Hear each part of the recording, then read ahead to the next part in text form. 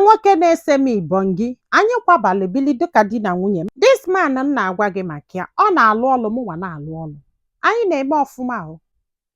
Nwa bido wee mụba nwa, ihe mụọlụ ya bụ ụmụ ise o. Ọ sị bụ nne na ọkwa na ya fabili nnọọ ọfụma, do happy. Ọ na-eweta ego ya na-eweta, ọ na-eweta ego ya na-eweta. Ọ sị m nne o, ya wee nọgide wee sị ya na ọ kakwanụ mma na fa chọrọ na ka fa tụkọ ego gote ana instead of ị na-akwụ ụgwọ ụlọ. Ọkwa ịghọtago maka na ya na-eme ọfụma. Ọjụ si ya na ya chọrọ ịga ana kịta na ọ ka bụrụ kịta fa kontinu kwe o. N'ife ya mezi bụ na ya jizi aka ya sevube ego maka na ya chọ ịga ani pịa nye ego ani n'afọ ya, ya agbakwa ya nkịtị fa na-atọkwa. Ọ sị m pịa nye ebido ịlụ ụlọ na n'afọ. Ọ sị m na ya mara nnọọ ife melụnụ from nowhere achụọ die n'ọlụ.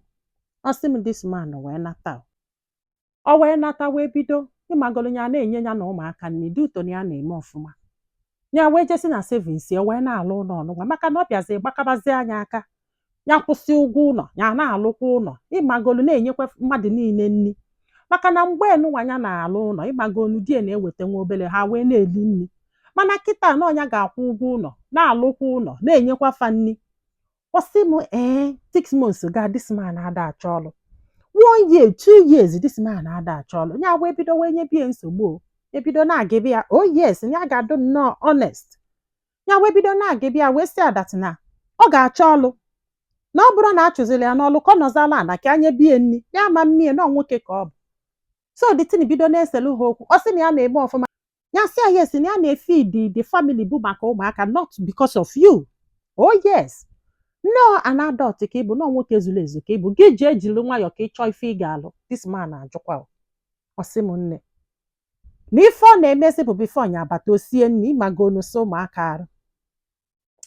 Ya wee sị ya na ọ bụrụ ife nya chọọ ka ọ na-eme. Ọ sị ma na ọ bụrụ ọlụ ka ọ bụ, ya sị ya na ọlụ ma na ọ bụrụ ife a chọọ. Ya wee ji maka ya je kpọta onye ya na fa na-abọbi si ya na ya akpọtago mmadụ to take care of the kids and cook, look for something doing. This man jụ. Ọ sị m nne ya wee bile ego, ya wee bile ego n'ụlọ ọlụ ebe a na-alụ ọlụ wee tii n'ụlọ ya maka na ịkwụ ụgwọ n'ọnwụ nke na-agbụ ya anya mmiri wee finish edo ụlọ ha kwa aga n'ụlọ afọ ya lụ fancha niile kwa aga. Ọ sị m nne akwa agazi ya n'ụlọ ya echekwa na this man ya adụli ya happy na ya ma nkwụzi ụgwọ ụlọ. Ịmago onye bido gotebe nri mụọ because ego ụgwọ ụlọ niile na-abazi na akpa ya. Ọ sị m nne this man ebido kwe na ya na-akpali ya, o bidogodu before ha akwapụ na ya na-akpali ya maka na enwere ọlụ, na ya na-akpali ya maka na nne amị. Ọ sị m nne for the first time bido ịmawili ọla ka akwa agazili n'ụlọ. Nne ya mara ma ọ bụ ihe na-ewutie dite na-alụ ya afọ obere ife ya ga-eme gharara ma obere ife gharara. Ọ na-eti ya ife o na o nwebọsị o tisiri enye mkpụrụ glaasị wee jụọ ọlụ. Ndị mmadụ wee bido wee jụbịa sị ya kedu ife this man ji etili gị ife afta ego niile ị na-akpata.